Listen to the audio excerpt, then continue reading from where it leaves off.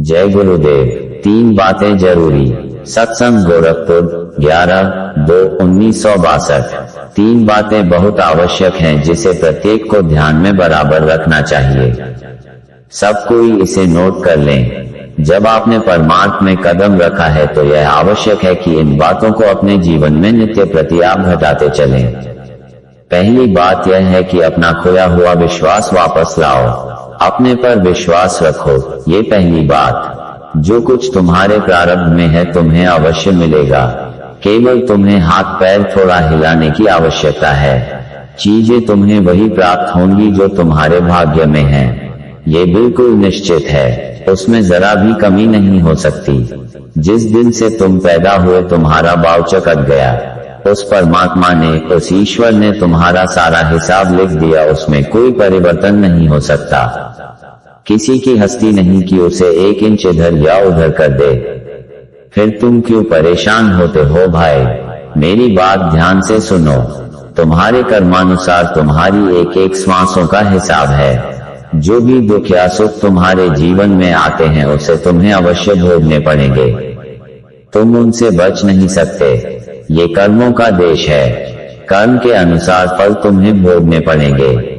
किसी के पास लाखों रुपए हैं, बंगले हैं, नौकर चाकर हैं, मोटर हैं, मान प्राप्त है, और दूसरी तरफ एक के पास केवल इतना ही है कि किसी प्रकार दोनों वक्त रोटी मिल जाती है। सत्संग में ही बहुत से ऐसे हैं जो 85 रुपए पाते हैं, बहुत से 100 रुपए पाते हैं, या 125 या 150, मगर खर्च सबका चल जाता है। बच्चे भी हैं, परिवार भी बड़ा है, फिर भी इतनी कम तनख्वाह में काम चल जाता है।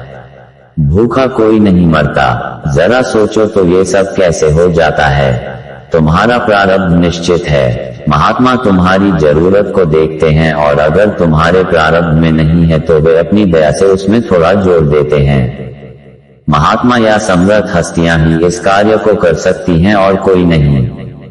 तो ये पहली बात कि आप अपने पर विश्वास रखो, महात्मा में विश्वास रखो। दूसरी बात ये कि महात्मा में विश्वास रखो। आपको एक घटना बताऊं। एक महात्मा जी थे, एक जंगल में रहते थे। लोगों में शोर था कि बड़े अनुभवी महात्मा हैं और परमात्मा का दर्शन भी कराते हैं। एक आदमी को मालूम हुआ और वह महात्मा जी के पास पहुंचा। पूछा कि महात्मा जी, सुना है कि आप परमात्मा का दर्शन कराते हैं, क्या ये सही है? महात्मा जी बोले कि हाँ बेटे, बात तो सही है। फिर वह आदमी बोला कि मुझे भी परमात्मा का दर्शन कराइए। महात्मा जी ने कहा कि ऐसे नहीं, पहले गुरु दक्षिणा देनी होगी।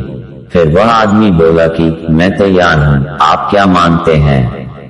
महात्मा जी ने उसके शरीर की तरफ इशारा करते हुए कहा कि तुम इस तन को और मन को मुझे दे दो।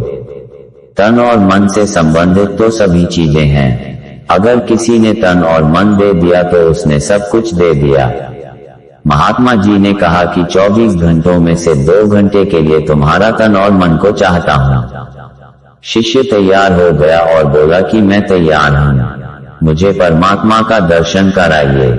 चिमटा साफ करते रहो। महात्मा जी अपनी कुटिया में गए और एक बहुत ही पुराना जंग लगा हुआ एक चिमटा उठा लाए और शिष्य को देते हुए बोले कि बेटे, इस चिमटे को रोज 2 घंटे साफ किया करो।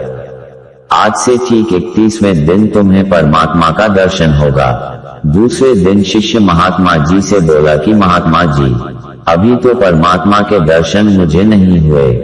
महात्मा जी ने कहा कि अरे भाई, अभी आज दूसरा दिन है, मैंने तो 31वें दिन के लिए कहा है। 3 दिन और बीत गए और वह शिष्य फिर अधीर हो उठा, बोला कि महात्मा जी, अभी तक दर्शन नहीं हुए। महात्मा जी बोले कि अरे बेटे, अभी तो आज 5वां दिन है, चिमटा साफ करते रहो, 31वें दिन परमात्मा के दर्शन होंगे।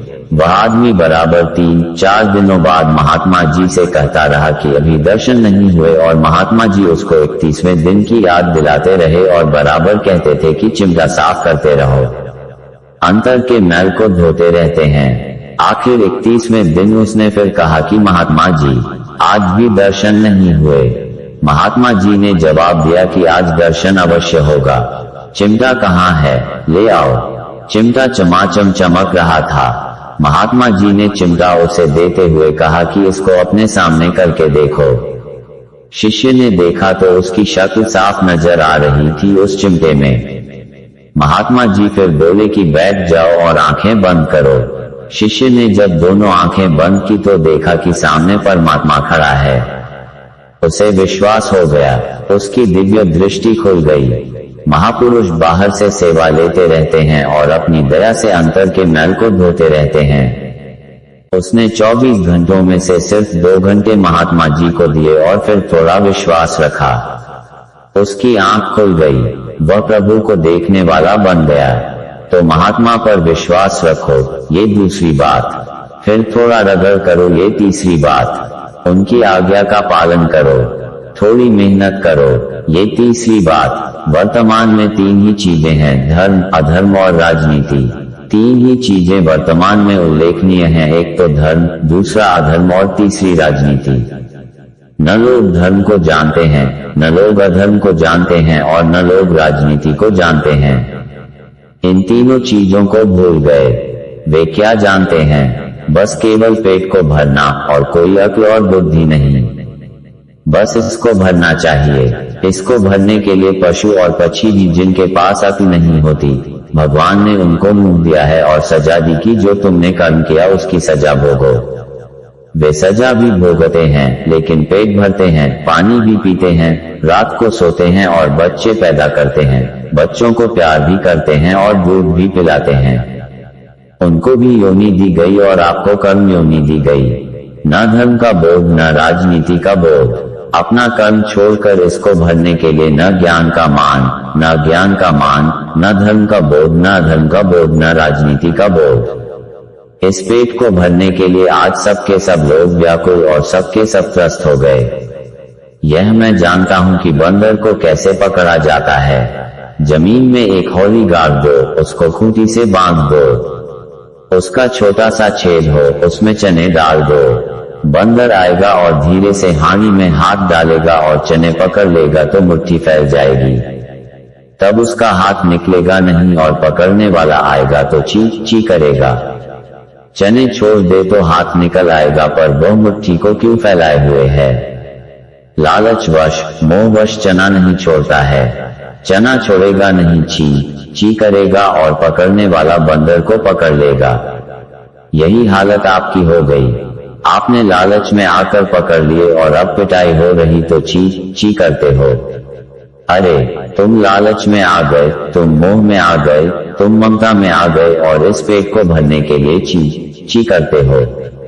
बंधन जरा सा ढीला कर दो तो निकल कर अलग खड़े हो जाओगे, आजाद और स्वतंत्र हो जाओगे। मोटी सीधी सादी बात, लेकिन इसको सब लोग छोड़ चुके, खो बैठे, इसलिए आज सबके सब दुखी हैं। जमींदारों को बिगड़ते देखा। आप सब लोगों से मैं प्रार्थना करूंगा कि शराब पीना बंद कर दीजिए। आप सब लोग जो शराब पीते हैं उनका धन और धर्म सब चला गया। मैंने जागीरदारों और जमींदारों को बिगड़ते देखा। ऐसा बिगड़ते देखा है जो बयान और कथन योग्य नहीं। जो लोग शराब पीते हैं, परिवार में, घर में, अड़ोस पड़ोस में गाली गलौच और झगड़ा हर रोज करते हैं। शराब पीने वाले झूठ बोलते हैं, धोखा देते हैं, बेईमानी करते हैं, चोरी डकैती और कत्ल करते हैं। जो लोग शराब पीते हैं गरीब होते हैं। उनकी देवियां पतियों का शराब पीना कभी पसंद नहीं करती। यह मेरी अपील, प्रार्थना, मिन्नत हिंदू, मुसलमान, सिख, ईसाई सब से है कि शराब पीना बंद कर दीजिए। मैं आपको आगाह पहले से ही कर रहा हूँ। तुम्हारे ग्रंथ में, तुम्हारी कुरान में, तुम्हारी रामायण में कहीं नहीं लिखा हुआ है और न ही किसी आचार्य, पैगंबर या महात्मा ने कहा कि तुम शराब पियो। ऐसे नफरत और घृणा के नशे का जाप बंद कर दो। यह आपके हक में बहुत अच्छा होगा।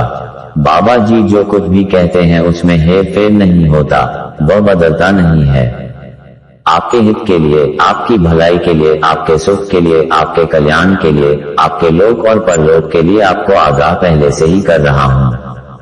फिर आप यह मत कहना कि बाबा जी आप जानते थे कि आगे समय कैसा आएगा तो आपको ये बता देना चाहिए था। इसलिए मैं बताए देता हूँ ताकि आप मेरे ऊपर कोई दोष न लगा सकें। यह न कह सके कि आपने हमको आगाह नहीं किया। मैं काम ईमानदारी और मेहनत से करने की शिक्षा देता हूं। मैं सन 1952 से यह कार्यक्रम बराबर कर रहा हूं। मैं सदाचार की, सत्यता की, दया रहम की, मोहब्बत प्यार की, आपस में प्रेम करने की और मिलजुल कर रहने की, एक दूसरे के वक्त जरूरत पड़ने पर काम आने की, घर गृहस्थी के काम ईमानदारी मेहनत से करने की शिक्षा देता हूँ। लोक में जब तक जीवात्मा है तब तक इस शरीर को आराम से रखो और परलोक बनाने की तैयारी करो। कोई झूठ न बोलो, धोखा मत दो, बेईमानी मत करो, चोरी मत करो, डकैती और कत्ल मत करो, किसी का बगीचा, जमीन, जानवर, मकान जबरन मत लो, कोई भी आदमी नसबंदी मत करो और न गर्भपात कराओ। हिंदू मुसलमान आपस में लड़ो मत। कोई भी आदमी आंदोलन, तोड़फोड़, हड़ताल मत करो। बाजार, दुकानें, स्कूल, दफ्तर कोई मत जलाओ। ये शिक्षा मैं बराबर लोगों को देता रहा, लेकिन लोगों ने इन दिनों में इसी शिक्षा को कह दिया कि यह अधर्म है। क्या अधर्म है? सत्य बोलना, दया करना, चोरी न करना, डकैती न डालना, कत्ल न करना, किसी की बहू बेटी को न लूटना, दुकान न जलाना, हिंदू मुसलमान मत लड़ना। इसको लोगों ने कह दिया कि यह अधर्म है। अब तो झूठ और बेईमानी को ही राजनीति कहते हैं। झूठ बोलना, धोखा देना, बेईमानी करना, चोरी करना, कत्ल करना, डकैती डालना, आदमी मार देना, बच्चे मार देना, नसबंदी करना, गर्भपात करना, शराब पीना, दुकानें जलाना, दफ्तर जलाना, स्कूल जलाना, हिंदू मुसलमानों को लड़वा देना, ये सब क्या है? ये राजनीति है। अधर्म वह हो गया और राजनीति यह हो गई। बाकी सब धर्म कुछ नहीं रह गया। जय गुरुदेव।